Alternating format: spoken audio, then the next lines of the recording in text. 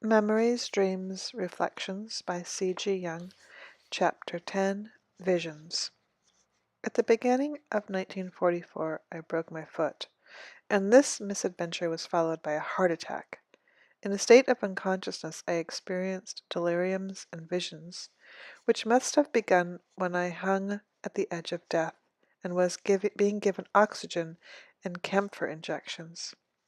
The images were so tremendous that I myself concluded that I was close to death. My nurse afterward told me it was as if you were surrounded by a bright glow. There was a phenomenon she had sometimes observed in the dying, she added. I had reached the outmost limit and did not know whether I was in a dream or in an ecstasy. At any rate, extremely strange things began to happen to me. It seemed to me that I was high up in space. Far below, I saw the globe of the earth, bathed in a glorious blue light. I saw the deep blue sea and the continents. Far below my feet lay Ceylon, and in the distance ahead of me the subcontinent of India. My field of vision did not include the whole earth, but its global shape was plainly distinguishable, and its outlines shone with a silvery gleam through that wonderful blue light. In many places the globe seemed colored or spotted dark green, like oxidized silver. Far away to the left lay a broad expanse, the reddish-yellow deserts of Arabia. It was as though the silver of the earth had there assumed a reddish-gold hue. Then came the Red Sea, and far, far back, as if in the upper left of the map, I could just make out a bit of the Mediterranean. My gaze was directed chiefly towards that. Everything else appeared indistinct. I could also see the snow-covered Himalayas. But in that direction it was foggy or cloudy. I did not look to the right at all. I knew that I was on the point of departing from the earth. Later I discovered how high in space one would have to go to be in to have such an extensive view, approximately 1,000 miles. The sight of the earth from this height was the most glorious thing I had ever seen. After contemplating it for a while, I turned around. I had been standing with my back to the Indian Ocean, as it were, and my face to the north. Then it seemed to me that I had made a turn to the south. Something new entered my field of vision. A short distance away I saw in space a tremendous dark block of stone, like a meteorite. It was about the size of my house, or even bigger.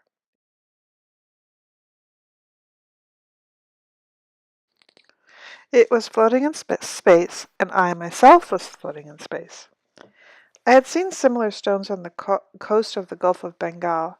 They were blocks of tawny granite, and some of them had been hollowed out into temples. My stone was one such gigantic dark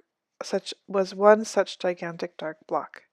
An entrance led into a small antechamber. To the right of the entrance a black Hindu sat silently in lotus posture upon a stone bench. He wore a white gown, and I knew that he expected me.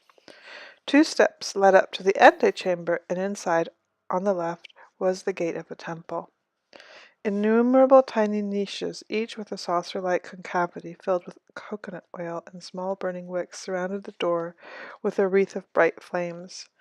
I had once actually seen this when I visited the Temple of the Holy Tooth in Kandy and Ceylon. The gate had been framed by several rows of burning oil lamps of this sort. As I approached the steps leading up to the entrance into the rock, a strange thing happened. I had the feeling that everything was being sloughed away, everything I aimed at or wished for or thought. The whole phantasmagoria of earthly existence fell away or was stripped from me, an extremely painful process. Nevertheless, something remained. It was as if I now carried along with me everything I had ever experienced or done, everything that had ever happened to me. I might also say it was me, and I was it. I consisted of all that, so to speak. I consisted of my own history, and I felt with great certainty, this is who I am. I am this bundle of what has been and what has been accomplished. This experience gave me a feeling of extreme poverty, or at the same time of great fullness. But at the same time of great fullness. There was no longer anything I wanted or desired. I existed in an objective form. I was what I had been and lived. At first the sense of annihilation predominated, of having been stripped or pillaged, but suddenly that became of no consequence. Everything seemed to be past. What remained was a fait accompli, without any reference back to what it had been. There was no longer any regret that something had dropped away or been taken away. On the contrary, I had everything I was, and that was everything. Something else engaged my attention. As I approached the temple, I had the certainty that I was about to enter an illuminated room and would meet there all the people to whom I belong in reality. There I would be at last understood. This, too, was a certainty. What historical nexus I or my life fitted into. I would know what had been before me, why I had come into being, and where my life was flowing. My life as I lived it had often seemed to be to me like a story that had no beginning and no end. I had the feeling that I was a historical fragment, an excerpt for which the preceding and succeeding text was missing. My life seemed to have been snipped out of a long chain of events, and many questions had remained unanswered. Why had it taken this course? Why had I brought these particular assumptions with me? What had I made of them? What will follow? I felt sure that I would receive an answer to all those questions as soon as I entered the rock temple. There I would learn why everything was thus and not otherwise. There I would meet the people who knew the answer to my question about what had been before and what would come after.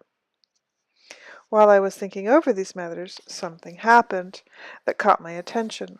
From below, from the direction of Europe, an image fluttered up. It was my doctor, Dr. H., or rather his likeness, framed by a golden chain or a golden laurel wreath. I knew at once, aha, this is my doctor, of course, the one who has been treating me. But now he is coming in his primal form, as a Basileus of Kos. Footnotes: Basileus is king. Kos was famous in antiquity on the site of the temple of Asclepius and the birthplace of Hippocrates. End of footnote. In life, and this is a footnote from A.J., not from Carl Jung. End of footnote. In life, he was an avatar of this Basileus, the temporal embodiment of the primal form, which has existed from the beginning. Now he is appearing in that primal form. Presumably I too was in my primal form, though this was something I did not observe but simply took for granted. As he stood before me, a mute exchange of thought took place between us. Dr. H. had been delegated by the earth to deliver a message to me, to tell me that there was a protest against my going away. I had no right to leave the earth and must return. The moment I heard that, the vision ceased. I was profoundly disappointed, for now it all seemed to have been for nothing. The painful process of defoliation had been in vain, and I was not to be allowed to enter the temple and to join the people in whose company I belonged. In reality, a good 3 weeks were still to pass before I could truly make up my mind to live again. I could not eat, because all food repelled me. The view of city and mountains from my sickbed seemed to me like a painted curtain, with black holes in it, or tattered sheets of newspaper full of photographs that meant nothing. Disappointed, I thought now I must return to the box system again, for it seemed to me as if behind the horizon of the cosmos of a three-dimensional world had been artificially built up, in which each person sat by himself in a little box. And now I should have to convince myself all over again that that was important. Life and the whole world struck me as a prison, and it bothered me beyond measure that I should again be finding myself in all this quite in order. They should again be finding all this quite in order. Sorry. I had been so glad to shut it all, and now it had come back about that I, along with everyone else, would again be hung up in a box by a thread. While I floated in space, I had been weightless, and there had been nothing tugging at me, and all that was to be a thing of the past. I felt violent resistance to my doctor because he brought me back to life. At the same time, I worried about him. His life is in danger, for heaven's sakes. He has appeared to me in his primal form. When anybody attains this form, it means he is going to die, for already he belongs to the greater company. Suddenly the terrifying thought came to me that Dr. H. would have to die in my stead. I tried my best to talk to him about it, but he did not understand me. Then I became angry with him. Why does he always pretend he doesn't know he's a basileus, of course? And what has he already assumed in his and that he has already assumed his primal form? He wants to make me believe that he doesn't know. This irritated me. My wife reproved me for being so unfriendly to him. She was right, but at the time I was angry with him for stubbornly refusing to speak at all of what had passed between us in my vision. Damn it all, he ought to watch his step. He has no right to be so reckless. I want to tell him to take care of himself. I was firmly convinced that his life was in jeopardy. In actual fact, I was his last patient. On April 4th, 1944, I still remember the exact date, I was allowed to sit up on the edge of my bed for the first time since the beginning of my illness, and on the same day Dr. H. took to his bed and did not leave it again. I heard he was having intermittent attacks of fever. Soon afterwards he died of septicemia. He was a good doctor. There was something of a genius about him, otherwise he would not have appeared to me as a prince of course.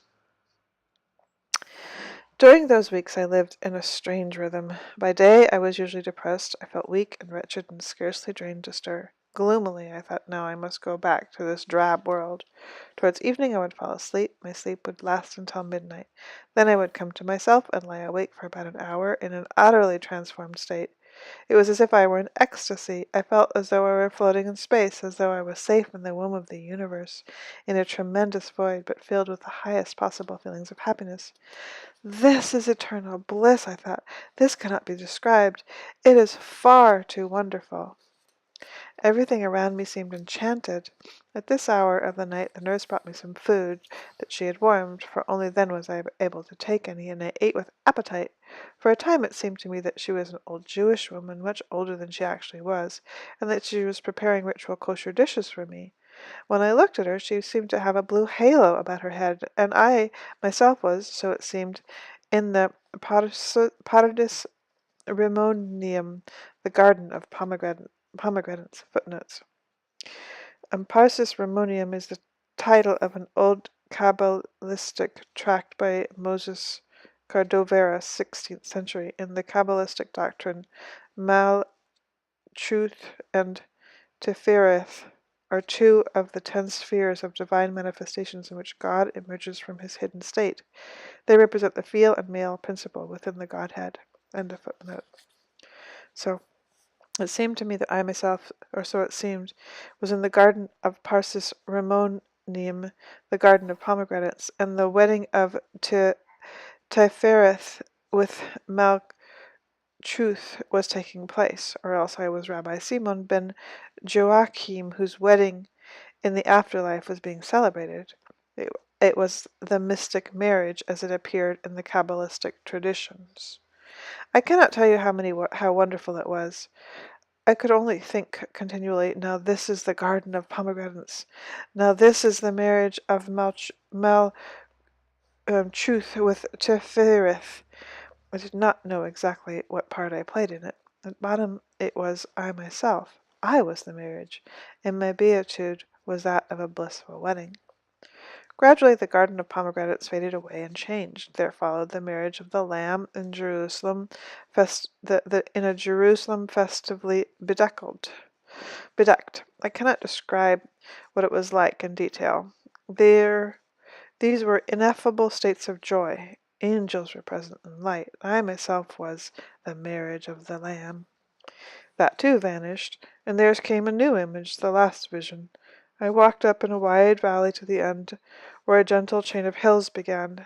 The valley ended in a classic amphitheater. It was magnificently situated in the green landscape, and there, in the theater, the Hierosgamos was being celebrated. Men and women danced, dancers came on stage, and upon a flower-decked couch All-Father Zeus and Hera consummated the mystic marriage, as it is described in the Iliad. All these experiences were glorious. Night after night I floated in a state of purest bliss, thronged round with images of all creation. Footnote from Faust, Part 2. End footnote. Gradually the motifs mingled and paled. Usually the visions lasted for about an hour. Then I would fall asleep again. By the time morning drew near, I would feel, now gray morning is coming again. Now comes the gray world with its little boxes. What idiocy, what hideous nonsense. Those inner states were so fantastically beautiful that by comparison this world appeared downright ridiculous. As I approached closer to life again, they grew fainter, and scarcely 3 weeks after the first vision they ceased altogether. It is impossible to convey the beauty and intensity of emotion during these visions. They were the most tremendous things I had ever experienced. And what a contrast the day was! I was tormented and on edge, everything irritating me. Everything was too material, too crude and clumsy, terribly limited both spatially and spiritually. It was all imprisonment, for reasons impossible to divine, and yet it had a kind of hypnotic power, a cogency, as if it were reality itself, for all that I clearly perceived its emptiness. Although my belief in the world reappeared to me, I have never since entirely freed myself of the impression that this life is a segment of existence which is enacted in a three-dimensional box-like universe especially set up for it. There is something else I quite distinctly remember. At the beginning, when I was having the vision of the garden of pomegranates, I asked the nurse to forgive me if she were harmed. There was such sanctity in the room, I said, that it might be harmful to her. Of course, she did not understand me. For me, the presence of sanctity had a magical atmosphere. I feared it might be unendurable to others. I understood then why one speaks of the odor of sanctity as a sweet smell of the Holy Ghost. That was it. It was a pneuma of inexpressible sanctity in the room, whose manifestations was the mysterium conjunctius, goodness, the mysterium conjunctius. I would never have imagined that any such experience was possible. It was not a product of imagination. The visions and experience were utterly real, and there was nothing subjective about it. They all had the quality of absolute objectivity. We shy away from the world eternal, but I can describe the experience only as the ecstasy of non-temporal state, in which past and present and future are one. Everything that happened in time had been brought together into a concrete whole. Nothing was disturbed over time. Nothing could be measured by temporal concepts. The experience might best be defined as a state of feeling, but one which cannot be produced by imagination. How can I imagine that I exist simultaneously by the day before yesterday, today, and the day after tomorrow? There would be things which would not yet have begun, other things which would be indubitably present, and others again which would be already finished, and yet all of this would be one. The only thing that feeling could grasp would be a sum, an iridescent whole, containing all at once expectation of a beginning, surprise at what is now happening, and satisfaction or disappointment with the result of what had happened. One is interwoven into the indescribable whole, and yet observes it with complete objectivity. I experienced this objectivity once again later on. This was after the death of my wife. I saw her in a dream which was like a vision. She stood at some distance from me, looking at me squarely. She was in her prime, perhaps about 30, and wearing the dress which had been made for her many years before by my cousin, the medium. It was perhaps the most beautiful thing she had ever worn. Her expression was neither joyful nor sad, but rather objectively wise and understanding, without the slightest emotional reaction, as though she were beyond the mist of affects. I knew that it was not she, but a portrait she had made or commissioned for me. It contained the beginning of our relationship, the events of 53 years of marriage, and the end of her life also. Face to face with such wholeness, one remains speechless, for it can scarcely be comprehended. The objectivity which I experienced in this dream, and in the visions, is part of a completed individuation. It signifies detachment from valuations and from all that we call emotional ties. In general, emotional ties are very important to human beings, but they still contain projections, and it is essential to withdraw these projections in order to attain to oneself and to objectivity. Emotional relationships are relationships of desire tainted by coercion and constraint. Something is expected from the other person, and that makes him and ourselves unfree. Objective cognition lies hidden behind the attraction of the emotional relationship. It seems to be the central secret. Only through objective cognition is the real connutio possible. After the illness, a fruitful period of work began for me. A good many of my principal works were written only then. The insight I had had, or the vision of the end of all things, gave me the courage to undertake new formations. I no longer attempted to put across my own opinion, but surrounded myself with the current of my thoughts. Thus one problem after the other revealed itself to me and took shape. Something else, too, came to me from my illness. I might formulate it as an affirmation of things as they are, an unconditional yes to that which is, without subjective protests, acceptance of the conditions of existence as I see them and understand them, acceptance of my own nature as I happen to be. At the beginning of the illness I had the feeling that there was something wrong with my attitude, but that I was to some extent responsible for the mishap. But when one follows the path of individuation, when one lives one's own life, one must take mistakes into the bargain. Life would not be complete without them. There is no guarantee, not for a single moment, that we will not fall into error or stumble into deadly peril. We may think there is a sure road, but that would be the road of death. Then nothing happens any longer. At any rate, not the right things. Anyone who takes the sure road who takes the sure road is as good as dead. It is only after the illness that I understood how important it is to affirm one's own identity.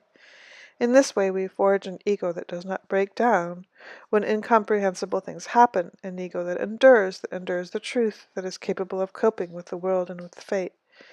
Then, to experience defeat is also to experience victory. Nothing is disturbed, neither inwardly nor outwardly, but one's own continuity has withstood the current of life and of time. But that can come to pass only when one does not meddle inquisitively with the workings of fate. I have also recognized that one must accept the thoughts that go on within oneself of their own accord as part of one's reality.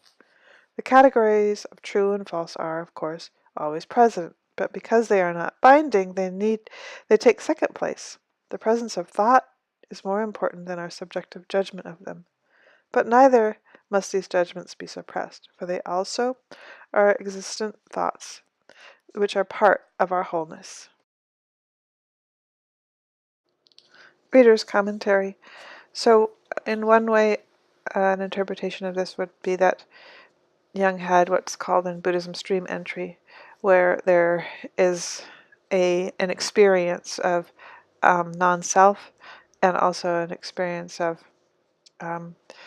we could say it as timelessness, or of everything ending, or of seeing that it's an anicca, of impermanence.